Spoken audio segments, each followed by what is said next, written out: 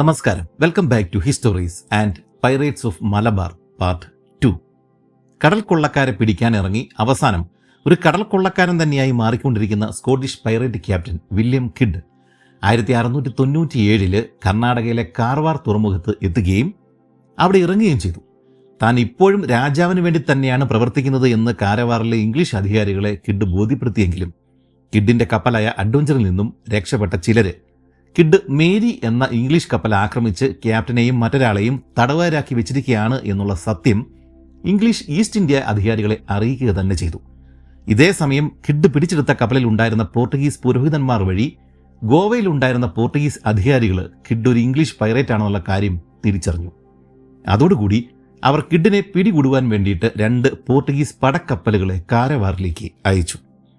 1697 September 13 വൈകുന്നേരമാണ് 2 പോർട്ടുഗീസ് പടക്കപ്പലുകൾ കാരവാറിലേക്ക് വരുന്നുണ്ട് എന്ന വിവരം കിഡിന് ലഭിച്ചത്. രാത്രി തന്നെ കിഡ് അഡ്വഞ്ചറിന്റെ നങ്കൂരമെടുക്കാനായിട്ട് ഉത്തരവിട്ടു. കാറ് സ്റ്റാർട്ട് ചെയ്ത് പോകുന്നത് പോലെ എളുപ്പമുള്ള ഒരു പണിയല്ല ഒരു കപ്പല് തുറമുഖം വിടുക എന്നത്. എന്നാൽ അപകടം മനസ്സിലാക്കിയ അഡ്വഞ്ചറിലെ നാവികര് തുടർച്ചയായിട്ട് പണിയെടുക്കുകയും രാത്രിയോടെ കപ്പലിനെ അഴിമുഖത്ത് നിന്നും പുറംകടലിലേക്ക് മാറ്റുവാനായിട്ട് അവർക്ക് സാധിക്കുകയും ചെയ്തു. പിറ്റേന്ന് രാവിലെ ഉദിച്ചുയർന്ന സൂര്യന്റെ ആദ്യ കിരണം പ്രകാശിച്ചപ്പോൾ തന്നെ തൊട്ടരികില് 2 പോർട്ടുഗീസ് കപ്പലുകൾ എത്തിയിരിക്കുന്നത് കണ്ട് കിഡും കൂട്ടരും ഞെട്ടി. 40 പീരങ്കികളുള്ള ഒരു വലിയ കപ്പലും 20 പീരങ്കികളുള്ള ഒരു ചെറിയ കപ്പലുമായിരുന്നു അത്. അകന്നു പോകുന്നതിന് പകരം വലിയ പോർട്ടുഗീസ് കപ്പൽ അടുത്തു വരുവാൻ കിഡ് അനുവദിക്കുകയാണ് ചെയ്തത്. കപ്പലിലെ സംവിധാനങ്ങൾ ശരിക്കൊന്ന് കാണുവാൻ വേണ്ടിയിട്ടാണ് കിഡ് അങ്ങനെ ചെയ്തത്. ഇതേ സമയം തന്റെ കപ്പലിന്റെ പീരങ്കിയുടെ റേഞ്ചിൽ വന്നിട്ടും പോർട്ടുഗീസ് ക്യാപ്റ്റനും വെടിവെക്കുവാനായിട്ട് ഓർഡർ കൊടുത്തില്ല. താൻ നേരിടുന്നത് ശരിക്കുള്ള പൈറേറ്റ് കപ്പൽ തന്നെയാണോ എന്ന് ഉറപ്പുവരുത്തുകയായിരുന്നു അയാളുടെ ലക്ഷ്യം. 2 കപ്പലുകളും ഏതാണ്ട് അടുത്തടുത്ത് വന്നതോടെ പോർട്ടുഗീസ് ക്യാപ്റ്റൻ നിങ്ങൾ എവിടെ നിന്നാണ് എന്ന് ഉറക്കെ വിളിച്ചു ചോദിച്ചു. തീരെ ഭയമോ പരിഭ്രാന്തിയോ ഒന്നും കാണിക്കാതെ ലണ്ടനിൽ നിന്നും എന്ന് കിഡും മറുപടി നൽകി. പോർട്ടുഗീസ് ക്യാപ്റ്റന് നിമിഷങ്ങൾക്കുള്ളിൽ കാര്യം പിടികിട്ടും എന്ന് മനസ്സിലാക്കിയ കിഡ് ഉടൻ തന്നെ ആഞ്ഞു തുഴയുവാൻ വേണ്ടിയിട്ട് തന്റെ ആളുകളോട് നിർദ്ദേശിച്ചു. അനുകൂലമായ കാറ്റുകൂടി ലഭിച്ചതോടെ അഡ്വഞ്ചർ തെക്കോട്ടുള്ള പ്രയാണം ആരംഭിച്ചു. ഇതുതന്നെയാണ് തങ്ങൾ അന്വേഷിച്ചു വന്ന പൈറേറ്റ് ഷിപ്പ് എന്ന് പിടികെട്ടിയ പോർട്ടുഗീസ് കപ്പലുകളും കിഡിനെ പിന്തുടരുന്നുണ്ടായിരുന്നു. പായകളും തുഴകളും ഉണ്ടായിരുന്ന കിഡിന്റെ അഡ്വഞ്ചറിന് പകൽ സമയം കൂടുതൽ വേഗത കൈവരിക്കുവാൻ സാധിച്ചതോടെ അവരും പോർട്ടുഗീസുകാർക്കും ഇടയിലുള്ള വിടവ് കൂടിക്കൂടി വന്നു. എന്നാൽ രാത്രി ആയതോടെ ഇരുട്ടിലെ പുറകെ വരുന്ന പോർട്ടുഗീസ് കപ്പലുകളെ കാണുവാൻ സാധിക്കാതിരുന്നതുകൊണ്ട് തന്നെ കിഡിനും കൂട്ടർക്കും പരിഭ്രാന്തിയായി. നേരം പുലർന്നതോടെ അവരുടെ ഭയം ശരിയായിരുന്നുവെന്ന് അവർക്ക് പിടികിട്ടി. 2 പോർട്ടുഗീസ് പടക്കപ്പലുകളും തൊട്ടരികിൽ എത്തിക്കഴിഞ്ഞിരിക്കുന്നു. Welcome back to histories. നമ്മുടെ വീഡിയോസ് കാണുന്നവരിൽ പലരും പണ്ട് നടന്ന ചരിത്ര സംഭവങ്ങളെക്കുറിച്ചിട്ട് കൂടുതൽ അറിയുവാനും പഠിക്കുവാനും ഒക്കെ ആകാംക്ഷയുള്ളവരായിരിക്കും. പക്ഷേ ഭാവിയെക്കുറിച്ച് കൂടി നമ്മൾ ചിന്തിക്കണം, പ്രത്യേകിച്ച് നമ്മുടെ സാമ്പത്തിക സുരക്ഷിതത്വത്തെക്കുറിച്ചിട്ട്. ഭാവിയിൽ ഒരു വലിയ ഹോസ്പിറ്റൽ ചെലവ് വന്നാൽ, ഉദാഹരണത്തിന് ക്യാൻസറോ അല്ലെങ്കിൽ ഹൃദ്രോഗങ്ങളോ അല്ലെങ്കിൽ ഒരു ലിവർ ട്രാൻസ്പ്ലാന്റേഷൻ പോലെ 20-30 ലക്ഷമൊക്കെ മിനിമം ചെലവ് വരുന്ന ഒരു സാഹചര്യം നേരിട്ടാൽ അതിനെ അതിജീവിക്കുവാനായിട്ട് തക്ക സാമ്പത്തിക സ്ഥിതി നമുക്കുണ്ടോ എന്നാണ് നമ്മൾ ആലോചിക്കേണ്ടത്. പലരും കടമെടുത്തും വീടും സ്വർണവും ഒക്കെ വിറ്റുമൊക്കെയാണ് നമ്മുടെ നാട്ടിൽ ചികിത്സയ്ക്ക് പണം കണ്ടെത്തിക്കൊണ്ടിരിക്കുന്നത്. ഇപ്പോഴും ഒരു വൈറൽ പനി വന്നാൽ പോലും നല്ല ചെലവ് വരുന്ന അവസ്ഥയാണ് ഉള്ളത്. എന്നാൽ ഇങ്ങനെ കൂടിക്കൂടി വരുന്ന ഹോസ്പിറ്റൽ ചെലവുകൾ അതിജീവിക്കുവാനുള്ള ഒരു മാർഗം നമ്മുടെ മുന്നിലുണ്ട്. അതായത് ഒരു ഹെൽത്ത് ഇൻഷുറൻസ് എടുത്തു വെക്കുക. ഇപ്പോൾ മാസം 400-500 രൂപയിൽ തുടങ്ങുന്ന പ്ലാനുകൾ നിലവിലുണ്ട്. അത്തരം പ്ലാനുകൾ നൽകുന്ന 51ഓളം കമ്പനികളിൽ നിന്ന് താരതമ്യം ചെയ്ത് നിങ്ങൾക്ക് ഇഷ്ടമുള്ളത് തിരഞ്ഞെടുക്കുവാനുള്ള ലിങ്ക് ഡിസ്ക്രിപ്ഷനിലും കമന്റിലും കൊടുത്തിട്ടുണ്ട്. 1 കോടി വരെ കവറേജ് കിട്ടുന്ന പ്ലാനുകളും ഇവിടെ കാണാം. പ്രവാസികൾ നാട്ടിലെ മാതാപിതാക്കൾക്ക് വേണ്ടിയിട്ട് ഈ ഹെൽത്ത് ഇൻഷുറൻസ് എടുക്കുമ്പോൾ 18% GST അടയ്ക്കേണ്ടതുമില്ല. അവർ നാട്ടിലില്ലെങ്കിലും പ്രായമായിട്ടുള്ള മാതാപിതാക്കളുടെ ഹെൽത്ത് ചെക്കപ്പ്, മരുന്നുകൾ, ക്ലെയിം സംബന്ധിച്ച കാര്യങ്ങൾ എല്ലാം ചെയ്യുവാനായിട്ട് ഒരു ഡെഡിക്കേറ്റഡ് റിലേഷൻഷിപ്പ് മാനേജറുടെ സഹായവും ഉണ്ടാവും. കൂടാതെ മിനിറ്റുകൾക്കുള്ളിൽ ക്ലെയിം സപ്പോർട്ടും കിട്ടും. ഇതിനും പുറമെ ഇപ്പോഴെടുത്താൽ 25% വരെ ഡിസ്കൗണ്ടും ലഭിക്കും. ഇത് പിന്നത്തേക്ക് മാറ്റിവെച്ചാൽ ഭാവിയിൽ ചില മാരക അസുഖങ്ങളൊക്കെ പിടിപെട്ടാൽ ഹെൽത്ത് ഇൻഷുറൻസ് കിട്ടണമെന്നില്ല. അതുകൊണ്ട് ഡിസ്ക്രിപ്ഷനിലും കമന്റിലും കൊടുത്തിരിക്കുന്ന ലിങ്കിലൂടെ നിങ്ങളുടെ കുടുംബത്തിന്റെ സാമ്പത്തിക സുരക്ഷയ്ക്ക് വേണ്ടി ചെലവ് കുറഞ്ഞ ഒരു ഹെൽത്ത് ഇൻഷുറൻസ് എടുത്തു വെക്കുക. അല്ലെങ്കിൽ സ്ക്രീനിൽ കൊടുത്തിരിക്കുന്ന ഈ QR കോഡ് സ്കാൻ ചെയ്താലും മതി. രാത്രിയിലെ പോർട്ടുഗീസ് പടക്കപ്പലുകൾ തങ്ങളെ പിന്തുടരുന്നുണ്ടോ അതോ മടങ്ങിപ്പോയോ എന്നുള്ള സംശയമായിരുന്നു കിഡിനും കൂട്ടർക്കും ഉണ്ടായിരുന്നത്. എന്നാൽ വെളുപ്പിനെ വെട്ടം വീണതോടെ തങ്ങളുടെ തൊട്ടരികിൽ തന്നെ പോർട്ടുഗീസ് കപ്പലുകൾ കണ്ട് അവർ അമ്പരന്ന് പോവുക തന്നെ ചെയ്തു. അടുത്ത നിമിഷം പോർട്ടുഗീസ് കപ്പലിലെ പീരങ്കികൾ ഗർജിച്ചു. ചിതറിത്തെറിച്ച തടിക്കഷ്ണങ്ങളിൽ നിന്നും ശക്തിയേറിയ പ്രഹരമേറ്റ കിഡിന്റെ 4 നാവികർക്ക് സാരമായ പരിക്കേൽക്കുകയും ചെയ്തു. കിഡ് ഉടൻ തന്നെ അഡ്വഞ്ചറിലെ പീരങ്കികൾ ഉപയോഗിച്ച് തിരിച്ചടിച്ചു. എന്നാൽ മറ്റ് 2 പോർട്ടുഗീസ് കപ്പലുകളിലെയും 64 പീരങ്കികളെ തനിക്ക് ഒരുമിച്ച് നേരിടാൻ സാധിക്കില്ല എന്ന് കിഡിന് പിടികിട്ടി. മാത്രവുമല്ല, വലിയ പോർട്ടുഗീസ് കപ്പല് അഡ്വഞ്ചറിന്റെ അരികിലേക്ക് നീങ്ങി വരികയാണ്. കിഡിന്റെ കപ്പലിലേക്ക് ചാടിക്കയറുകയാണ് അവരുടെ ലക്ഷ്യം. ഭയന്നുപോയ കിഡ് ഒരു ഏറ്റുമുട്ടലിന് നിൽക്കാതെ അവിടെ നിന്നും പലായനം ചെയ്തു. സകല പായകളും നിവർത്തി എല്ലാ തുഴകളും ആഞ്ഞു വലിച്ച് പൂച്ചയുടെ മുന്നിൽ നിന്നും ഓടി വിളിക്കുന്ന എലിയെ പോലെ അഡ്വഞ്ചർ വീണ്ടും തെക്കോട്ടേക്ക് നീങ്ങി. എന്നാൽ പോർട്ടുഗീസുകാരും വിട്ടുകൊടുക്കാനായിട്ട് തയ്യാറായിരുന്നില്ല. അവരും പായകളും നിവർത്തി കിഡിനെ പിന്തുടർന്നു. അക്കാലത്തെ ഇത്തരം കടൽ യുദ്ധങ്ങൾക്ക് ഒരു പ്രത്യേകതയുണ്ടായിരുന്നു. നേരെ മുന്നിലൂടെ പോകുന്ന കപ്പലിനെ പുറകെ വരുന്ന കപ്പലിന് പിന്നിൽ നിന്നും വെടിവെക്കുവാനായിട്ട് സാധിക്കുമായിരുന്നില്ല. പീരങ്കികളുടെ റീകോയിൽ തന്നെയായിരുന്നു പ്രധാന കാരണം. ഇതേ കാരണം കൊണ്ട് തന്നെ കപ്പലുകളുടെ മുന്നിലും പിറകിലും ഗണ്ണുകൾ ഉണ്ടായിരുന്നില്ല. അപൂർവം ചില കപ്പലുകൾക്ക് മാത്രമാണ് മുന്നിലോ പുറകിലോ പീരങ്കികൾ ഘടിപ്പിച്ചിരുന്നത്. അതായത് ഭൂരിഭാഗം കപ്പലുകളുടെയും ഇരുവശങ്ങളിലുമായിട്ടാണ് പീരങ്കികൾ ഉണ്ടായിരുന്നത്. ചുരുക്കത്തില് അഡ്വഞ്ചറിനെ പിന്തുടരുന്ന പോർട്ടുഗീസ് പടക്കപ്പലുകൾക്ക് അവർക്ക് മുന്നേ പായുന്ന അഡ്വഞ്ചറിനെ പുറകിൽ നിന്നും ആക്രമിക്കാനായിട്ട് ഒരു മാർഗവുമില്ല. വേഗത വർദ്ധിപ്പിച്ച് അഡ്വഞ്ചറിന്റെ ഒരു വശത്ത് സമാന്തരമായിട്ട് എത്തിയാൽ മാത്രമാണ് പീരങ്കികൾ പ്രവർത്തിപ്പിക്കാനായിട്ട് സാധിക്കുക. പുറകിൽ പീരങ്കിയിൽ ഇല്ലാത്തതുകൊണ്ട് തന്നെ കിഡിനും പുറകെ വരുന്ന പോർട്ടുഗീസ് കപ്പലുകളെ ആക്രമിക്കുവാനായിട്ട് സാധിക്കില്ല. ഇത്തരം കാരണങ്ങൾ കൊണ്ട് തന്നെയാണ് കിഡ് കൂടുതൽ പ്രതിരോധത്തിന് മുതിരാതെ സ്ഥലം കാലിയാക്കുവാനായിട്ട് ശ്രമിക്കുന്നത്. വലിപ്പവും ഭാരവും കൂടിയ പോർട്ടുഗീസ് കപ്പലിന് കിഡിന്റെ വേദയ്ക്കൊപ്പം എത്തുവാനായിട്ട് സാധിക്കുമായിരുന്നില്ല. അതുകൊണ്ട് തന്നെ കപ്പലുകൾ തമ്മിലുള്ള അകലം ക്രമേണ വർദ്ധിച്ചു വന്നു. എന്നാൽ 20 ഗണ്ണുകൾ മാത്രം ഘടിപ്പിച്ചിരുന്ന രണ്ടാമത്തെ ചെറിയ പോർട്ടുഗീസ് കപ്പലിന് വളരെ വേഗം തന്നെ അഡ്വഞ്ചറിന്റെ അരികിലേക്ക് എത്തിച്ചേരാൻ സാധിച്ചു. മംഗലാപുരത്തിന് അടുത്ത് എവിടെയോ ആയിരുന്നു ആ സമയം 2 കപ്പലുകളും ഉണ്ടായിരുന്നത്. ഇതേ സമയം കാറ്റിന്റെ ഗതി പ്രതികൂലമായി. അതോടുകൂടി 2 കപ്പലുകളുടെയും വേഗത തീരെ അങ്ങ് കുറഞ്ഞു. എന്നാൽ ഈ അവസരം ബുദ്ധിമാനായ കിഡ് മുതലെടുത്തു. സെയിലിംഗ് ഷിപ്പുകളും ബോട്ടുകളും കാറ്റിന്റെ എതിരെ നീങ്ങുന്നത് ടാക്കിംഗ് എന്ന വിദ്യ ഉപയോഗിച്ചിട്ടാണ്. ഇതിനെ കമ്മിങ് എബോട്ട് എന്നൊക്കെ പറയാറുണ്ട്. മുന്നോട്ട് നീങ്ങുന്ന കപ്പലിന്റെ എതിർദിശയിലാണ് കാറ്റ് വീശുന്നതെങ്കിൽ കപ്പലിന്റെ മുൻഭാഗം ഏതെങ്കിലും ഒരു വശത്തേക്ക് 45 ഡിഗ്രി ചെരിച്ചു മാറ്റും. അതനുസരിച്ചിട്ട് പായകളുടെ ദിശകളും മാറ്റുന്നതോടെ കുറച്ചു ദൂരം ഇതേ രീതിയിൽ മുന്നോട്ട് പോകും. ശേഷം കപ്പൽ ഇതേ രീതിയിൽ മറുവശത്തേക്കും 45 ഡിഗ്രി ദിശ മാറ്റും. ഇങ്ങനെ ഒരു സിഗ്സാഗ് രീതിയിലാണ് കാറ്റിനെതിരെ സെയിലിംഗ് ഷിപ്പുകൾ നീങ്ങിയിരുന്നത്. എന്നാൽ തുഴകൾ ഉണ്ടായിട്ട് കൂടി കിഡ് ഈ ടാക്കിംഗ് ചെയ്തത് ഒരു കെണി തന്നെയായിരുന്നു. അഡ്വഞ്ചർ ഒരു 45 ഡിഗ്രി വലത്തേക്ക് മാറിയതോടെ കപ്പലിന്റെ വലത്ത് ഭാഗം പുറകെ വന്നിരുന്ന പോർട്ടുഗീസ് കപ്പലിന്റെ മുഖാമുഖം വരികയും അതേസമയം അഡ്വഞ്ചറിന്റെ ആ വശത്തുണ്ടായിരുന്ന പീരങ്കികൾ ഗർജിക്കുകയും ചെയ്തു. പോർട്ടുഗീസ് കപ്പലിന്റെ ക്യാപ്റ്റന് കാര്യം പിടികിട്ടുന്നതിന് മുമ്പ് തന്നെ അഡ്വഞ്ചറിന്റെ പീരങ്കികൾ ആ കപ്പലിന്റെ ഒരു പായ്മരം തകർത്ത് കഴിഞ്ഞിട്ടുണ്ടായിരുന്നു. പോർട്ടുഗീസുകാർക്ക് തിരികെ വെടിവെക്കാൻ ഒരു തരത്തിലും സാധ്യമായിരുന്നില്ല. കാരണം അവരുടെ പീരങ്കികളെല്ലാം തന്നെയും കപ്പലിന്റെ ഇരുവശങ്ങളിലുമായിട്ടാണ് ഉണ്ടായിരുന്നത്. എങ്കിലും തങ്ങളുടെ കപ്പലിനെ ഒരു വശത്തേക്ക് തിരിച്ചിട്ട് അഡ്വഞ്ചറിന് സമാന്തരമാക്കി നിർത്തി പ്രത്യാക്രമണം നടത്തുവാനായിട്ട് അവർക്കും കഴിഞ്ഞു. മണിക്കൂറുകൾ നീണ്ട പീരങ്കി യുദ്ധമാണ് പിന്നീട് അവിടെ നടന്നത്. ഇതേ സമയം അകലെ നിന്നും രണ്ടാമത്തെ വലിയ പോർട്ടുഗീസ് പടക്കപ്പലിന് തങ്ങളുടെ ചെറു കപ്പലിനെ കിഡ് തകർക്കുന്നത് കാണാൻ സാധിക്കുന്നുണ്ടായിരുന്നു. ഉടനെ കാറ്റ് പൂർണ്ണമായിട്ടും അങ്ങ് ശമിച്ചു. അതോടുകൂടി വലിയ പോർട്ടുഗീസ് കപ്പലിന് കിഡ് ആക്രമിക്കുന്ന സ്ഥലത്ത് സമയത്ത് എത്തിച്ചേരുവാൻ സാധിച്ചില്ല. എന്നാൽ തുഴകൾ കൂടി ഉണ്ടായിരുന്ന അഡ്വഞ്ചർ ചെറിയ പോർട്ടുഗീസ് കപ്പൽ തകർത്ത ശേഷം അവിടെ നിന്ന് തുഴഞ്ഞ് ദൂരേക്ക് മാറുന്നത് നോക്കി നിൽക്കാനേ പോർട്ടുഗീസുകാർക്ക് സാധിച്ചുള്ളൂ. അങ്ങനെ പ്രകൃതി ശക്തികളെ തന്റെ ബുദ്ധി ഉപയോഗിച്ച് ആയുധമാക്കി കിഡ് അവിടെ നിന്നും രക്ഷപ്പെട്ടു. എങ്കിലും അഡ്വഞ്ചറിലെ 11 നാവികർക്ക് പോർട്ടുഗീസുകാരുടെ പീരങ്കി ആക്രമണത്തിൽ പരിക്കുകളേറ്റിട്ടുണ്ടായിരുന്നു. കൂടാതെ കപ്പലിനും സാരമായ കേടുപാടുകൾ സംഭവിച്ചിരുന്നു. കിഡ് നേരെ ലക്ഷദ്വീപ് ലക്ഷ്യമാക്കിയാണ് പോയത്. എന്നാൽ അവിടെ കരയിലിറങ്ങുവാനോ സഹായം ചെയ്യുവാനോ നാട്ടുകാർ സമ്മതിക്കാതിരുന്നതുകൊണ്ട് തന്നെ കിഡ് പിന്നീട് മാലദ്വീപ് ലക്ഷ്യമാക്കി നീങ്ങി. അവിടെ കരയിലിറങ്ങിയ കിഡിന്റെ ആളുകൾക്ക് വെള്ളവും വിറകും ദ്വീപ് നിവാസികൾ കൊടുത്തെങ്കിലും നാവികരിൽ ആരോ ഒരാള് സ്ത്രീകളോടും അപമര്യാദയായിട്ട് പെരുമാറിയതോടെ കാര്യങ്ങൾ വഷളായി. പിന്നീടുണ്ടായ കലാപത്തില് ആ നാവികനെ ആരോ വധിക്കുകയും ചെയ്തു.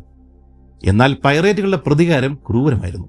അവര് കൊലയാളിയെ തിരഞ്ഞു പിടിച്ച് മരത്തിൽ കെട്ടിയിട്ട് മർദ്ദിച്ച് കൊലപ്പെടുത്തുകയും ഗ്രാമത്തിലെ വീടുകൾക്ക് തീയിടുകയും ചെയ്തു. ഇത് കിഡിന്റെ നിർദ്ദേശപ്രകാരമായിരുന്നു എന്ന കാര്യത്തിൽ ഇപ്പോഴും നമുക്ക് തീർച്ചയില്ല. എന്തായാലും കാര്യങ്ങൾ വിചാരിച്ചതുപോലെ നടക്കാത്തത് കൊണ്ട് തന്നെ അഡ്വഞ്ചർ വീണ്ടും മലബാർ തീരത്തേക്ക് മടങ്ങി വന്നു. നമ്മുടെ ഈ കാലഘട്ടത്തിൽ പലരും കരുതുന്നത് പോലെ ഉത്തര കേരളത്തിന്റെ തീരങ്ങളെയല്ല, മറിച്ച് കന്യാകുമാരി മുതൽ ഗോവ വരെയുള്ള തീരങ്ങളെയാണ് പൊതുവിൽ മലബാർ തീരം എന്ന് പറഞ്ഞിരുന്നത്. അങ്ങനെ മലബാർ തീരം വഴി വടക്കോട്ടും തെക്കോട്ടും പലതവണ പോയി വന്ന കിഡിനും കൂട്ടർക്കും ആക്രമിച്ച് പിടിച്ചെടുക്കാൻ പറ്റിയ ഒരൊറ്റ കപ്പൽ പോലും കാണുവാൻ സാധിച്ചില്ല. അവസാനം ഈ ക്യാപ്റ്റൻ കിഡ് കോഴിക്കോട് തുറമുഖം ലക്ഷ്യമാക്കി നീങ്ങി. കപ്പലിലെ വെള്ളവും മറ്റും പാടെ തീർന്നു പോയതുകൊണ്ട് തന്നെ മറ്റൊരു വഴിയും കാണാത്തതുകൊണ്ടാണ് കിഡ് കോഴിക്കോട്ടേക്ക് തന്നെ പോയത്. 1697 ഒക്ടോബറിലാണ് കിഡ് കോഴിക്കോട് എത്തിയത്. 1664 മുതൽ ഇംഗ്ലീഷ് ഈസ്റ്റ് ഇന്ത്യ കമ്പനിയുടെ ഒരു പണ്ടകശാല അല്ലെങ്കിൽ ഒരു പണ്ടികശാല അഥവാ ചരക്കുകൾ സംഭരിക്കുന്ന ഒരു സ്ഥലം, ഒരു ഗോഡൌണ് അവിടെ ഉണ്ടായിരുന്നു. തോമസ് പെന്നിങ് ആയിരുന്നു കിഡ് എത്തുന്ന സമയം അതിന്റെ മേധാവി. തുറമുഖത്ത് എത്തിയപ്പോൾ തന്നെ കിഡ് കപ്പലിൽ ഇംഗ്ലീഷ് പതാക തന്നെ അങ്ങ് ഉയർത്തി. ശേഷം തനിക്ക് വെള്ളവും ഭക്ഷണവും വേണമെന്ന് കാണിച്ച് ഈ കരയിലുണ്ടായിരുന്ന ഇംഗ്ലീഷ് മേധാവി പെന്നിങ്ങിന് ഒരു കത്തയച്ചു. എന്നാൽ കിഡ് കാണിച്ചു കൂട്ടിയ അതിക്രമങ്ങൾ നേരത്തെ തന്നെ അറിഞ്ഞിരുന്ന പെന്നിങ് അത് നിഷേധിക്കുകയാണ് ചെയ്തത്. കൂടാതെ അയാൾ നാട്ടുകാരോടും പുതുതായിട്ട് വന്ന കപ്പൽ ഞങ്ങളുടേതല്ല എന്നും അത് കടൽ കൊള്ളക്കാരുടെ കപ്പലാണ് എന്നും പെന്നിങ് മുന്നറിയിപ്പ് കൊടുത്തിട്ടുണ്ടായിരുന്നു. അതുകൊണ്ട് തന്നെ തുറമുഖത്ത് ഇത്തരം കച്ചവട കപ്പലുകൾ അടുക്കുമ്പോൾ കച്ചവടത്തിനായിട്ട് എത്താറുള്ള നാട്ടുകാരുടെ തോണികളും അഡ്വഞ്ചറിന്റെ അരികിൽ വന്നതേയില്ല. നിരാശനാകാതെ കിഡ് ഒരിക്കൽ കൂടി പെന്നിങ്ങിന് മറ്റൊരു കത്ത് കൂടി അയച്ചു. താൻ പൈറേറ്റ് അല്ല എന്നും 15 മാസങ്ങൾക്ക് മുമ്പ് രാജാവിന്റെ അനുമതിയോടെ തന്നെ കടൽ കൊള്ളക്കാരെ അമർച്ച ചെയ്യുവാൻ വേണ്ടിയിട്ട് ഇറങ്ങിത്തിരിച്ച ആളാണ് എന്നുമൊക്കെയാണ് കിഡ് ആ കത്തിൽ എഴുതിയിരുന്നത്. പക്ഷെ പെന്നിങ്ങിന് കുലുക്കമില്ലായിരുന്നു. കിഡ് ആകെ നിരാശനായി. ഇതേ സമയം കോഴിക്കോട് തീരത്ത് മറ്റൊരു ഇംഗ്ലീഷ് കപ്പൽ നങ്കൂരമിട്ട് കിടപ്പുണ്ടായിരുന്നു. താങ്ക്ഫുൾ എന്നായിരുന്നു ആ കപ്പലിന്റെ പേര്. ചാൾസ് പെറിൻ എന്നൊരാളായിരുന്നു ഈ താങ്ക്ഫുളിന്റെ കപ്പിത്താൻ. ഇയാൾ മുമ്പ് കാരവാറിൽ വെച്ച് കിഡിനെ കണ്ടിരുന്ന ആളാണ്. സ്വാഭാവികമായിട്ടും കിഡ് കോഴിക്കോട് വരുന്നതിന് മുമ്പ് ഇംഗ്ലീഷ് ഫാക്ടറി ചീഫായിട്ടുള്ള ഈ കോഴിക്കോട്ടെ ഇംഗ്ലീഷ് ഫാക്ടറി ചീഫായിട്ടുള്ള തോമസ് പെന്നിങ്ങിന് കിഡിനെ കുറിച്ചുള്ള മോശമായിട്ടുള്ള ഒരു ചിത്രം കൊടുത്തത് ഈ ചാൾസ് പെറിൻ തന്നെയാവണം. ഇത് തന്നെയാണ് കിഡും ചിന്തിച്ചത്.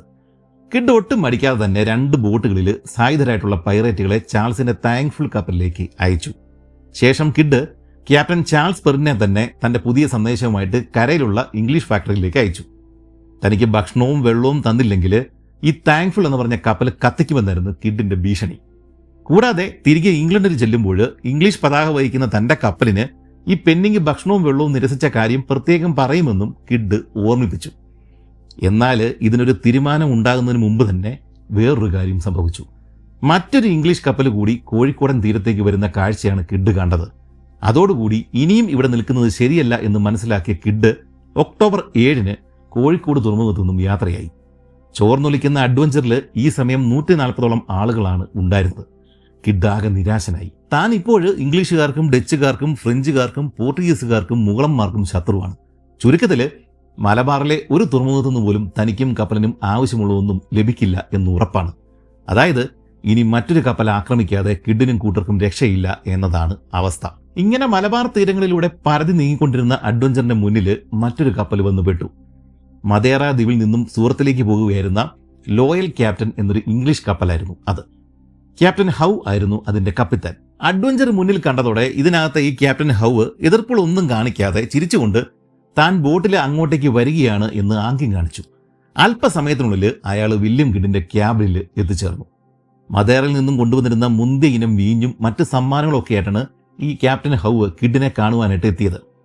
സന്തുഷ്ടനായ നമ്മുടെ കിഡാവട്ടെ തനിക്ക് രാജാവിൽ നിന്നും കിട്ടിയ ഉത്തരവുകളും മറ്റും ഹൗവിനെ കാണിക്കുകയും ചെയ്തു. ക്യാപ്റ്റൻ ഹൗവിന്റെ രീതികളും പെരുമാറ്റവും വിനയവും കിഡിന് വളരെയധികം ഇഷ്ടമായി. സത്യത്തില് ക്യാപ്റ്റൻ ഹൗവിന്റെ അമിത വിനയം ഒരു അഭിനയമായിരുന്നു. മറ്റൊരു കപ്പലിലെ ക്യാപ്റ്റനിൽ നിന്നും കിഡ് തികഞ്ഞൊരു പൈറേറ്റായി മാറിക്കഴിഞ്ഞ കാര്യം ഹൗ നേരത്തെ തന്നെ അറിഞ്ഞതാണ്. അതുകൊണ്ട് തന്നെ ഈ ലോയൽ ക്യാപ്റ്റൻ എന്ന തന്റെ കപ്പലിൽ ചരക്കായിട്ട് പഞ്ചസാര മാത്രമാണ് ഉള്ളത് എന്നാണ് അയാൾ കിഡിനോട് പറഞ്ഞത്. കിഡ് അത് വിശ്വസിക്കുകയും ചെയ്തു. എന്നാൽ ഇതേ സമയം ഈ ക്യാപ്റ്റൻ ഹൗവിനെയും കൊണ്ട് മറ്റേ കപ്പലിൽ നിന്നും നമ്മുടെ ഈ അഡ്വഞ്ചറിലേക്ക് വന്ന ബോട്ടിലെ നാവികരോട് കിഡിന്റെ കപ്പലിലെ ആളുകൾ കുശലാന്വേഷണം നടത്തുന്നുണ്ടായിരുന്നു. അക്കൂട്ടത്തില് ഹൗവിനെ ഇഷ്ടമില്ലാതിരുന്ന ഒരു നാവികനും ഉണ്ടായിരുന്നു. അയാൾ അഡ്വഞ്ചറിലെ നാവികരോട് ഈ ലോയൽ ക്യാപ്റ്റൻ എന്ന തന്റെ കപ്പലില് കുറച്ച് ഗ്രീക്ക് അർമീനിയൻ വ്യാപാരികൾ ഉണ്ടെന്നും അവരുടെ കൈകളിൽ ധാരാളം വെള്ളിയും രത്നങ്ങളും ഉണ്ടെന്നുള്ള കാര്യം വെളിപ്പെടുത്തി. ഇത് കേട്ടതോടെ അഡ്വഞ്ചറിലെ നാവികർക്ക് ആവേശമായി. പട്ടിണി കിടക്കുന്ന നായക്കൂട്ടങ്ങൾക്ക് ഇറച്ചി കിട്ടിയ അവസ്ഥയായിരുന്നു അപ്പോൾ അഡ്വഞ്ചറിൽ ഉണ്ടായിരുന്നത്. ഭൂരിഭാഗം ആളുകൾക്കും ഇപ്പോൾ തന്നെ റോയൽ ക്യാപ്റ്റനിൽ കയറി ആളുകളെ പിടികൂടി രത്നങ്ങൾ കൈക്കലാക്കണം എന്ന ചിന്തയായിരുന്നു ഉണ്ടായിരുന്നത്. മുൻപ് സെയിന്റ് മേരി എന്ന കപ്പലിൽ കയറി ഇന്ത്യൻ നാവികരെ പീഡിപ്പിച്ച വില്യം മൂർ എന്ന ആളായിരുന്നു ഇത്തവണയും അവരുടെ നേതാവ്. കപ്പലിലെ ഗണ്ണറായിരുന്ന മൂറിന്റെ കൈവശം 8ഓളം തോക്കുകളും ഉണ്ടായിരുന്നു.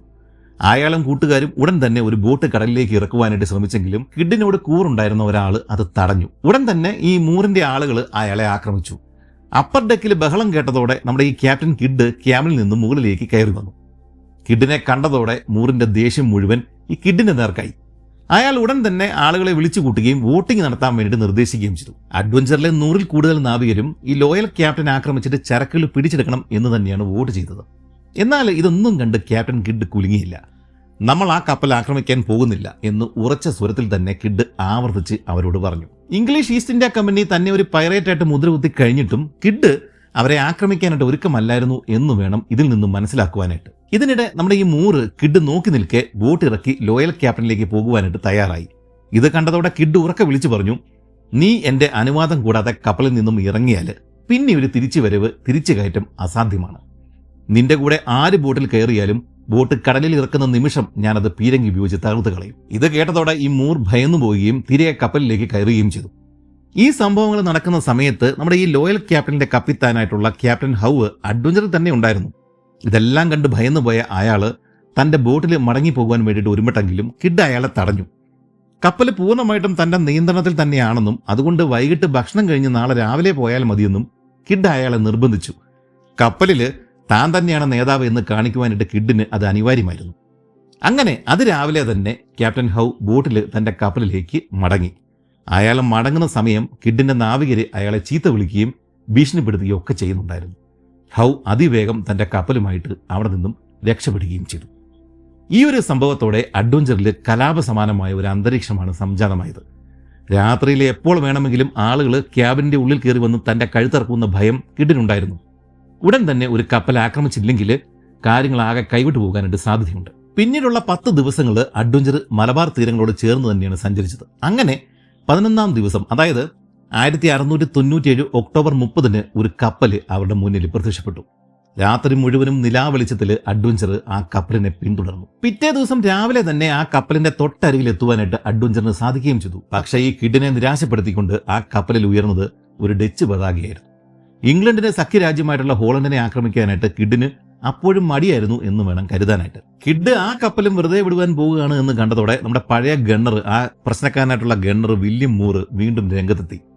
ഇപ്രാവശ്യം വോട്ടിംഗ് നടത്താനൊന്നും മൂർ ആവശ്യപ്പെടില്ല. പകരം ഡച്ച് കപ്പലിൽ റെയ്ഡ് നടത്തിയേ പറ്റൂ എന്ന ഉറച്ച നിലപാടിലായിരുന്നു അയാളും കൂട്ടരും. എന്നാൽ ഈ ഹോളണ്ട് ഒരു പ്രൊട്ടസ്റ്റന്റ് രാജ്യമാണെന്നും അത് ഇംഗ്ലണ്ടിന്റെ സഖ്യകക്ഷിയാണെന്നും അതുകൊണ്ട് തന്നെ ആക്രമിക്കാനായിട്ട് സാധ്യമല്ല എന്നുമുള്ള ഉറച്ച നിലപാടിലായിരുന്നു കിഡ് അപ്പോഴും ഉണ്ടായിരുന്നത്. താൻ ഒരു പൈറേറ്റായിട്ട് മുദ്ര കുത്തപ്പെട്ട് കഴിഞ്ഞിട്ടും കിഡിന് കടൽ കൊള്ളക്കാരനാകുവാനായിട്ട് തീരെ താല്പര്യമില്ലായിരുന്നു എന്ന് തന്നെയാണ് ചില ഗവേഷകർ ഇതിൽ നിന്ന് അനുമാനിക്കുന്നത്. എന്നാൽ ഇത് കിഡിന്റെ ഒരു പുറംമൂടി മാത്രമായിരുന്നുവെന്നും ഇതുപോലെ അവിടെയും ഇവിടെയും അല്ലാത്തൊരു നിലപാട് സ്വീകരിച്ചാൽ തിരികെ ന്യൂയോർക്കിൽ ചെന്നിട്ട് കുഴപ്പം കൂടാതെ തന്റെ ഭാര്യയെയും മക്കളെയും കാണുവാനായിട്ട് സാധിക്കുമെന്നും ഒക്കെ വിചാരിച്ചിട്ടാവണം കിഡ് ഇങ്ങനെ പെരുമാറിയത് എന്നും കരുതുന്ന ആളുകൾ ഉണ്ട്. എന്തായാലും പ്രൊട്ടസ്റ്റന്റ് സഖ്യകക്ഷിയായിട്ടുള്ള ഡച്ച് കപ്പൽ ആക്രമിക്കില്ല എന്ന നിലപാടിൽ തന്നെയാണ് കിഡ് ഉറച്ചു നിന്നത്.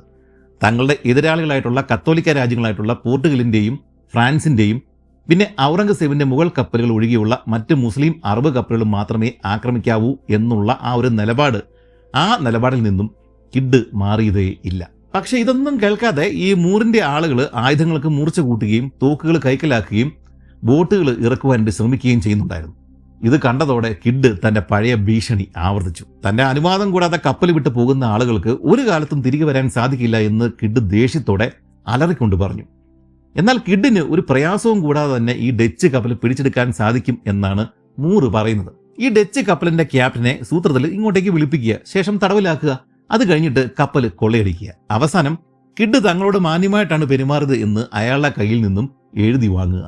കപ്പൽ കൊള്ളയടിച്ചത് ഫ്രഞ്ചുകാരാണ് എന്ന് അയാൾ പുറത്തു പറയട്ടെ, വേണമെങ്കിൽ ഈ കൊള്ള മുതലിന്റെ ഒരു ഭാഗം അയാൾക്കും രഹസ്യമായിട്ട് കൊടുക്കാം. ഇതായിരുന്നു മൂറിന്റെ പദ്ധതി. എന്നാൽ ഇത് കേട്ടിട്ടും കുലക്കമില്ലാതെ തന്നെ കിഡ് തന്റെ നിലപാട് ആവർത്തിച്ചു. നമ്മൾ ഈ ഡച്ച് കപ്പൽ ആക്രമിക്കാൻ പോകുന്നില്ല.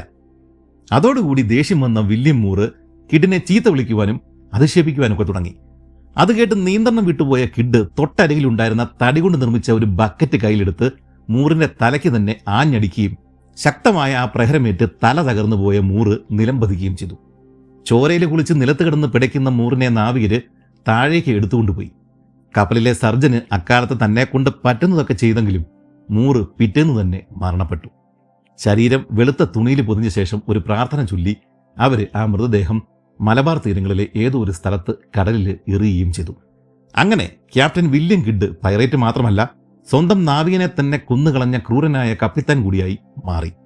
സത്യത്തില് ന്യൂയോർക്കിൽ നിന്നും പുറപ്പെട്ടപ്പോൾ തന്നെ ഏതാണ്ട് കൈവിട്ടുപോയ ജീവിതം ഇപ്പോൾ കിഡിന്റെ കയ്യിൽ നിന്നും പൂർണ്ണമായും തന്നെ ഇല്ലാതാകുകയാണ് ചെയ്തത്. പക്ഷേ ഇതൊന്നും ആലോചിച്ചുകൊണ്ട് നിൽക്കുവാനായിട്ട് കിഡിന് സമയമുണ്ടായിരുന്നില്ല. തന്റെ brother in law Samuel Bradley, പിന്നെ ഒരു അമേരിക്കൻ കച്ചവടക്കാരൻ ജോൺ വിയർ, ഇവർ മാത്രമാണ് കപ്പലിൽ കിഡിന് വിശ്വസിക്കാൻ കൊള്ളാവുന്നവരായിട്ട് ബാക്കിയുള്ളത്.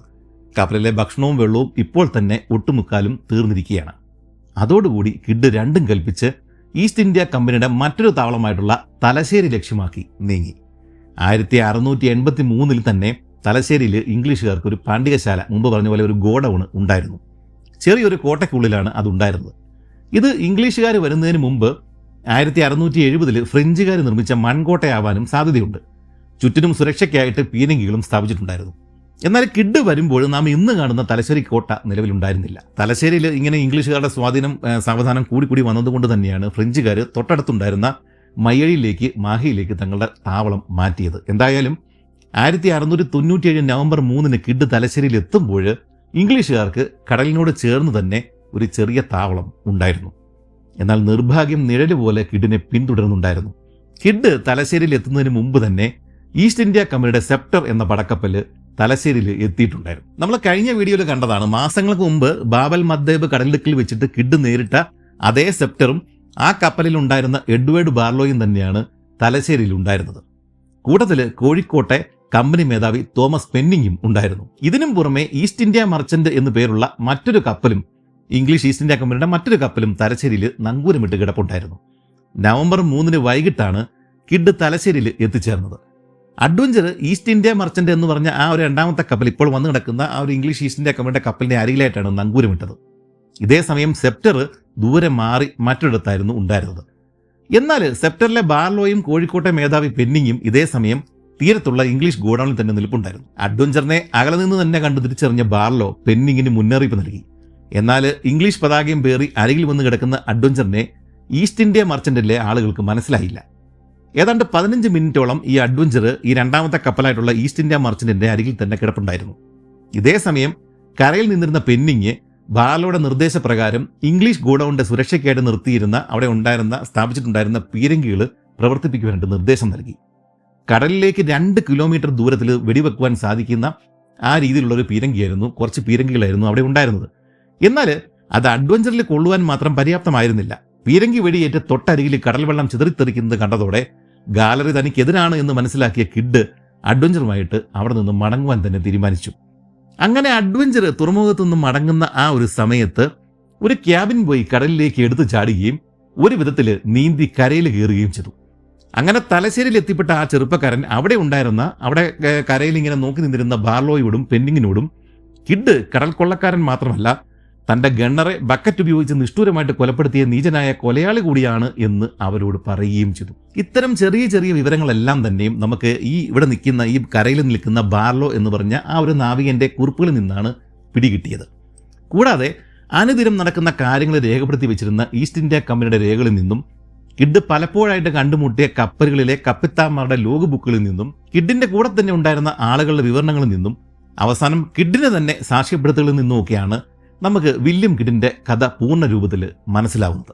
അങ്ങനെ തലശ്ശേരിയിൽ കാലുകുത്താൻ സാധിക്കാതെ വന്ന കിഡ് ഇനി എന്ത് ചെയ്യുമെന്നറിയാതെ മലബാർ തീരങ്ങളിലൂടെ ലക്ഷ്യമില്ലാതെ അലഞ്ഞു തിരിഞ്ഞു. അങ്ങനെ 1697 നവംബർ 18 അഡ്വഞ്ചർ കോഴിക്കോട്ടെ പയ്യോളി കടപ്പുറത്തു നിന്നും ഏതാണ്ട് 14 കിലോമീറ്റർ മാറി കടലിൽ സ്ഥിതി ചെയ്യുന്ന വെള്ളിയാംകല്ലിന്റെ സമീപത്ത് എത്തിച്ചേർന്നു. മയ്യഴി കടപ്പുറത്തു നിന്നും അല്ലെങ്കിൽ തിക്കോടിയിൽ നിന്നുമൊക്കെ ഏതാണ്ട് 1 മണിക്കൂർ യാത്ര ചെയ്താൽ എത്തിച്ചേരാവുന്ന കടലിൽ സ്ഥിതി ചെയ്യുന്ന ഏതാണ്ട് 2 ഏക്കറോളം വിസ്താരമുള്ള പാറക്കൂട്ടമാണ് വെള്ളിയാംകല്ല്. നൂറ്റാണ്ടുകളായിട്ട് തിരകളോട് മല്ലിട്ടതുകൊണ്ട് തന്നെ മിനുസമായ വെളുത്ത പ്രതലമാണ് ഇവിടെയുള്ള പാറകൾക്കുള്ളത്. ഇതിനു പുറമെ ഒരു കാലത്ത്, അതായത് നൂറ്റാണ്ടുകൾക്ക് മുമ്പ്, കടൽ പക്ഷികളുടെ വെളുത്ത കാഷ്ടം കൊണ്ട് മൂടിക്കിടന്നിരുന്നുകൊണ്ടുമാവണം ഈ ഒരു കടലിലെ ഈ പാറക്കൂട്ടത്തിന് വെള്ളിയാംകല്ല് എന്ന പേര് വീണത്. ജിയോളജിക്കലി ഇത് marine near shore super tidal rocky reef എന്ന വിഭാഗത്തിൽപ്പെടുന്ന ഇനം കടൽ പാറകളാണ്. അതുകൊണ്ട് തന്നെ ഇതിനു ചുറ്റും ഒരു പ്രത്യേക മറൈൻ എക്കോസിസ്റ്റം തന്നെ ഉണ്ടാവും. ഇതുകൂടാതെ നമ്മുടെ എം മുകുന്ദന്റെ മയ്യഴി പുഴയുടെ തീരങ്ങളിൽ എന്ന നോവലിലൂടെ വെള്ളിയാംകല്ല് മലയാള സാഹിത്യത്തിലും ശ്രദ്ധ നേടിയിട്ടുണ്ട്. എന്നാൽ ഇതിലേറെ ചരിത്രപരമായിട്ടുള്ള പ്രാധാന്യമാണ് ഈ പാറകൾക്ക് ഉള്ളത്. കുഞ്ഞാലി മരക്കാരന്മാരുടെ കാലത്ത് അവർ ഇതൊരു നിരീക്ഷണ മേടയായിട്ട് ഉപയോഗിച്ചിരുന്നു. വലിയ കപ്പലുകൾ അടുപ്പിക്കാനായിട്ട് സാധിക്കാതിരുന്നത് കൊണ്ട് തന്നെ ചെറു തോണികളിൽ മരക്കാരന്മാരുടെ നാവികർ ഇവിടെ എത്തുകയും സമുദ്ര നിരീക്ഷണം നടത്തുകയും ചെയ്യുമായിരുന്നു. 1500കളിൽ ഇവിടെ നിരീക്ഷണത്തിനായിട്ട് സ്ഥിരമായിട്ട് ആളുകൾ വരികയും പോവുകയും ചെയ്യുന്നുണ്ടായിരുന്നു. ആളുകളുടെ സ്ഥിര സാന്നിധ്യമാവാം പിന്നീട് കടൽ പക്ഷികൾ ഇവിടെ നിന്നും അകറ്റിയത്. 1598 മുഹമ്മദ് കുഞ്ഞാലി എന്ന കുഞ്ഞാലി മരക്കാർ നാലാമൻ ഒരു പോർട്ടുഗീസ് കപ്പൽ ആക്രമിച്ചത് പൂർണ്ണമായും നശിപ്പിച്ചത്, തകർത്തത് ഈ ഭാഗത്ത് വെച്ചാണ്. വെള്ളിയാങ്കലിലെ നിരീക്ഷണ മേട ഈ വിജയത്തിന് വളരെയധികം പ്രയോജനം ചെയ്തിട്ടുണ്ടാവണം. ചെറുവള്ളങ്ങളിൽ ചെന്നിട്ട് പോർട്ടുഗീസ് പടക്കപ്പലിനെ വളഞ്ഞ് കുന്തവും കത്തിച്ച പന്തങ്ങളും എറിഞ്ഞാണ് മുഹമ്മദ് കുഞ്ഞാലി ഭീമൻ പോർട്ടുഗീസ് പടക്കപ്പലിനെ തകർത്തത്. ഈ യുദ്ധത്തിൽ തന്റെ ചെറുവള്ളങ്ങളുടെ ഇടത്താവളമായിട്ടും അവയുടെ കേടുപാടുകൾ തീർക്കുവാനൊക്കെയായിട്ടും ഈ പാറക്കൂട്ടം അദ്ദേഹം ഉപയോഗപ്പെടുത്തിയിട്ടുണ്ടാവണം. ഇത്തരം പല യുദ്ധങ്ങൾക്കും ഈ പാറക്കൂട്ടം സാക്ഷ്യം വഹിച്ചിട്ടുണ്ട്. അതുകൊണ്ട് തന്നെ തങ്ങളുടെ കണ്ണിലെ കരടായ ഈ പാറയ്ക്ക് നേരെ പോർട്ടുഗീസ് പടക്കപ്പലുകൾ പലതവണ പീരങ്കി ആക്രമണം നടത്തിയിട്ടുമുണ്ട്. പിന്നീട് പോർട്ടുഗീസുകാർ വിജയിച്ചപ്പോൾ ഇവിടെ ഉണ്ടായിരുന്ന നാവികരെ, കാവൽ നിന്നിരുന്ന നമ്മുടെ ഇന്ത്യൻ നാവികരെ ഇതേ പാറയിൽ നിന്ന് തന്നെ കടലിലേക്ക് എറിഞ്ഞു കൊന്നു എന്നും പറയപ്പെടുന്നുണ്ട്. അങ്ങനെയാണ് ബലിക്കല്ല് എന്ന പേരിലും ഈ വെള്ളിയാങ്കല്ല് അറിയപ്പെടുന്നത്. കുഞ്ഞാലി മരക്കാർ പോർട്ടുഗീസ് കപ്പൽ നശിപ്പിച്ച ശേഷം കൃത്യം 100 വർഷങ്ങൾ കഴിഞ്ഞിട്ടാണ് 1697 നവംബർ 18 ക്യാപ്റ്റൻ കിഡ് വെള്ളിയാങ്കലിന്റെ സമീപം എത്തിച്ചേരുന്നത്. അവിടെ എത്തിയപ്പോഴാണ് മറ്റൊരു കപ്പൽ കല്ലിന്റെ മറുവശത്തുകൂടി പോകുന്നത് കിഡിന്റെ ശ്രദ്ധയിൽപ്പെട്ടത്. കിഡ് ഉടൻ തന്നെ ഫ്രഞ്ച് പതാക ഉയർത്തിയ ശേഷം ആ കപ്പലിനെ പിന്തുടർന്നു. തെറ്റായ പതാകകൾ ഉയർത്തി മറ്റുള്ളവരെ കബളിപ്പിക്കുന്നത് അക്കാലത്തെ പതിവ് യുദ്ധതന്ത്രങ്ങളിൽ ഒന്നായിരുന്നു. 1658 ഡച്ചുകാര് സിലോണിൽ വെച്ച് നടന്ന ഒരു യുദ്ധത്തിൽ തങ്ങളുടെ പകുതി കപ്പലുകളിൽ പോർട്ടുഗീസ് പതാക ഉയർത്തി ഈ പോർട്ടുഗീസുകാരെ തന്നെ കബളിപ്പിച്ചിട്ടുണ്ടായിരുന്നു. വെള്ളിയാങ്കലിൽ നിന്ന് തുടങ്ങി തുടർച്ചയായിട്ട് രാത്രിയിലടക്കം 9 മണിക്കൂറുകളാണ് നമ്മുടെ ഈ അഡ്വഞ്ചർ ആ കപ്പലിനെ പിന്തുടർന്നത്. അവസാനം പ്രഭാതമായതോടെ അവർക്ക് ആ കപ്പലിന്റെ ഒപ്പമെത്തുവാനായിട്ട് സാധിച്ചു. എന്നാൽ അവർ കീഴടങ്ങുവാനും വേഗത കുറയ്ക്കുവാനും ഒരുക്കമല്ല എന്ന് കണ്ടതോടെ ഒപ്പമെത്തിയ കിഡ് പീരങ്കികൾ പ്രയോഗിച്ചു. അതോടെ അവരുടെ പായകൾക്ക് സാരമായ കേടുപാടുകൾ സംഭവിക്കുകയും അവർ കീഴടങ്ങുവാൻ വേണ്ടി തീരുമാനിക്കുകയും ചെയ്തു. ആ കപ്പലിലും ഫ്രഞ്ച് പതാക തന്നെയാണ് ഉണ്ടായിരുന്നത്. അതുകൊണ്ട് കിഡ് കപ്പലിൽ ഫ്രഞ്ച് അറിയാവുന്ന ഒരാളോട് അവരോട് സംസാരിക്കുവാനായിട്ട് നിർദ്ദേശിച്ചു. ഉടൻ തന്നെ ആ കപ്പലിൽ നിന്നും ഒരു ബോട്ട് ഇറക്കപ്പെടുകയും ഡച്ചുകാരനായ മിച്ച് ഡെക്കർ അഡ്വഞ്ചറിലേക്ക് കയറി വരികയും ചെയ്തു. തന്റെ ക്യാബിനിൽ വെച്ച് കിഡ് ഡെക്കറോട് കപ്പലിന്റെ പേപ്പറുകൾ ആവശ്യപ്പെട്ടു. അയാളുടെ കൈവശം ഒട്ടനവധി സർക്കാർ രേഖകൾ ഉണ്ടായിരുന്നു. ഇന്ത്യൻ തീരങ്ങളിലൂടെ അക്കാലത്ത് സഞ്ചരിക്കണമെന്നുണ്ടെങ്കിൽ നമ്മുടെ രാജാക്കന്മാരുടെ അല്ല, മറിച്ച് ഇംഗ്ലീഷ്, പോർട്ടുഗീസ്, ഡച്ച്, ഫ്രഞ്ച് അധികാരികളുടെ പേപ്പറുകൾ കൈവശം വെക്കണമായിരുന്നു. കൂടാതെ ഔറംഗസേബിന്റെയും അനുമതി ആവശ്യമായിരുന്നു. ഇന്ത്യയുടെ തീരങ്ങൾ അക്കാലത്ത് ഭരിച്ചിരുന്നത് ഇവരൊക്കെയാണ്. അതുകൊണ്ടാണ് ഇതെല്ലാം ആവശ്യമായിട്ട് വരുന്നത്. എന്തായാലും അഡ്വഞ്ചറിൽ ഫ്രഞ്ച് പതാക കണ്ടതോടെ ഈ വന്നു കയറിയ ഡെക്കർ ഫ്രഞ്ച് പാസ്സാണ് കിഡിനെ കാണിച്ചത്. അത് കണ്ടതോടെ സന്തോഷം കൊണ്ട് മതിമറന്ന കിഡ് മേശയിൽ ആഞ്ഞടിച്ചിട്ട് തന്റെ ആഹ്ലാദം രേഖപ്പെടുത്തി. അവസാനം കിഡിന് ഒഫീഷ്യലായിട്ട് തന്നെ കൊള്ളയടിക്കുവാനായിട്ട് സാധിക്കുന്ന ഒരു കപ്പല് കൈവന്നിരിക്കുകയാണ്. ഒരു ഫ്രഞ്ച് കപ്പല് ഇതാ എത്തിയിരിക്കുന്നു. റൂപ്പറൽ എന്ന് പേരുള്ള ഒരു കപ്പലായിരുന്നു അത്. ഈ ഡെക്കറിന്റെ കൈവശം ഉണ്ടായിരുന്ന ഫ്രഞ്ച് പാസ് സൂറത്തിൽ നിന്നും കൊടുത്തതായിരുന്നു. ഫ്രഞ്ച് എന്ന വാക്ക് കേട്ടതോടെ അഡ്വഞ്ചറിൽ ആർപ്പുവിളികൾ മുഴങ്ങി. അവസാനം അവർക്ക് സ്വന്തമാക്കുവാൻ പറ്റുന്ന ഒരു കപ്പൽ കൈവന്നിരിക്കുകയാണ്. എന്നാൽ കിഡ് തന്റെ ആളുകളോട് ശാന്തരാകുവാൻ പറഞ്ഞു. ഒരു കുഴപ്പമുണ്ട്. റൂപ്പറൽ എന്ന് പേരുള്ള ഈ കപ്പല് സൂറത്തിലെ ഒരു ഇന്ത്യക്കാരൻ്റെയാണ്. ഇതിലുള്ളത് ഡച്ചുകാരുടെ ഉടമസ്ഥതയുള്ള കാർഗോയാണ്. പക്ഷെ ഇപ്പോൾ ഇവർ കാണിച്ചിരിക്കുന്നത് ഫ്രഞ്ച് പാസ്സാണ്. കുഴപ്പത്തിലായ കിഡ് എന്ത് ചെയ്യണം എന്നറിയാനായിട്ട് ഒരു വോട്ടിംഗ് തന്നെ നടത്തി. ഭൂരിഭാഗം ആളുകളും ഫ്രഞ്ച് പാസ് കാണിച്ചതുകൊണ്ട് തന്നെ കപ്പല് നമുക്ക് സ്വന്തമാക്കാം എന്ന അഭിപ്രായക്കാരായിരുന്നു. എന്നാൽ കപ്പലിലെ ചരക്കുകൾ കാര്യമായിട്ടൊന്നും ഉണ്ടായിരുന്നില്ല. കാരവാറിൽ നിന്നും സിലോണിലേക്ക് പോകുന്ന ഡച്ച് ഗവർണറുടെ സ്വകാര്യ സാധനങ്ങളായിരുന്നു കപ്പലിൽ കൂടുതലും ഉണ്ടായിരുന്നത്. മിച്ച് ഡക്കർ ഉൾപ്പെടെ കപ്പലിൽ 3 ഡച്ചുകാരാണ് ഉണ്ടായിരുന്നത്. അവരെ 3 പേരെയും കിഡ് അഡ്വഞ്ചറിലേക്ക് മാറ്റി. അവർക്ക് 3 പേർക്കും അക്കാര്യത്തിൽ സന്തോഷമേ ഉണ്ടായിരുന്നുള്ളൂ. കപ്പലിലെ കുറച്ച് ഇന്ത്യക്കാരെ കൂടി കിഡ് അഡ്വഞ്ചറിലേക്ക് കയറ്റി. ലീക്കായ അഡ്വഞ്ചറിലെ വെള്ളം തുടർച്ചയായിട്ട് പമ്പ് ചെയ്ത് കളയാൻ വേണ്ടിയിട്ട് ജോലിക്കാരെ ആവശ്യമുണ്ട്. അതുകൊണ്ടാണ് അവരെയും കൂടെ കയറ്റിയത്. അവസാനം 20 ഇന്ത്യക്കാരും കപ്പലിന്റെ ഉടമസ്ഥരും മാത്രമാണ് മറ്റേ കപ്പലിൽ ബാക്കിയുണ്ടായിരുന്നത്. അവരെ അതേ കപ്പലിലെ ഒരു ബോട്ടിൽ കയറിയിട്ട് രക്ഷപ്പെടുവാൻ വേണ്ടിയിട്ട് കിഡ് അനുവദിച്ചു. കോഴിക്കോട് അടുത്ത് തന്നെ ഉണ്ടായിരുന്നത് കൊണ്ട് തന്നെ അവർക്ക് സുരക്ഷിതമായിട്ട് കരയിൽ എത്തിച്ചേരുവാനായിട്ടും സാധിച്ചു. പിടിച്ചെടുക്കുന്ന കപ്പലിന്റെ പേര് മാറ്റുന്നത് അക്കാലത്ത് പൈറേറ്റുകളുടെ ഒരു രീതിയായിരുന്നു. നവംബർ മാസത്തിൽ പിടിച്ചെടുത്തത് കൊണ്ട് തന്നെ നവംബർ എന്ന പേരാണ് അവർ ആ കപ്പലിന് ഇട്ടത്. ചില പുസ്തകങ്ങളിൽ കിഡ് മെയ്ഡൻ എന്ന പേരാണ് ആദ്യം കൊടുത്തതെന്നും പിന്നീടാണ് നവംബർ എന്ന പേര് കൊടുത്തത് എന്നൊക്കെയാണ് കാണുന്നത്. ഇനി കിഡിന് വേണ്ടത് പുതിയ കപ്പലായിട്ടുള്ള നവംബറിലേക്ക് കൂടുതൽ നാവികരെയാണ്. കൂടാതെ ഇപ്പോഴും കപ്പലിലുള്ള കുഴപ്പക്കാരെ എവിടെയെങ്കിലും ഇറക്കി വിടുകയും വേണം. അതിന് പറ്റിയ ഒരു സ്ഥലം കുറച്ചുകൂടി തെക്കോട്ട് മാറി തന്നെ ഉണ്ടായിരുന്നു. അക്കാലത്ത് കൊള്ളക്കാരുടെ തുറമുഖം എന്നറിയപ്പെട്ടിരുന്ന ഒരു സ്ഥലം മലബാർ തീരങ്ങളിൽ തന്നെ ഉണ്ടായിരുന്നു. കള്ളിക്കൊയിലോൺ എന്ന പേരിലാണ് യൂറോപ്പിൽ ആ സ്ഥലം അറിയപ്പെട്ടിരുന്നത്. ആ സ്ഥലം ഏതാണെന്ന് പിടികിട്ടിയോ? നമുക്കത് അടുത്ത വീഡിയോയിൽ കാണാം. അവസാനമായിട്ട് വീഡിയോയുടെ തുടക്കത്തിൽ പറഞ്ഞ കാര്യം ഒരിക്കൽ കൂടി ഓർമ്മിപ്പിക്കുകയാണ്. ചികിത്സാ ചെലവുകൾ കൂടി വരുന്ന ഈ കാലഘട്ടത്തിൽ ഒരു ഹെൽത്ത് ഇൻഷുറൻസ് എടുത്ത് വെക്കേണ്ടത് അത്യാവശ്യമാണ്. 25% വരെയൊക്കെ ഡിസ്കൗണ്ടോട് കൂടി ഹെൽത്ത് ഇൻഷുറൻസ് എടുക്കുവാനുള്ള ലിങ്ക് ഡിസ്ക്രിപ്ഷൻ ബോക്സിലും പിൻഡ് കമന്റിലും കൊടുത്തിട്ടുണ്ട്. അല്ലെങ്കിൽ ഈ സ്ക്രീനിൽ കൊടുത്തിരിക്കുന്ന QR കോഡ് സ്കാൻ ചെയ്താലും മതി. ഇതൊന്ന് നോക്കുവാനായിട്ട് മറക്കണ്ട. നന്ദി, നമസ്കാരം.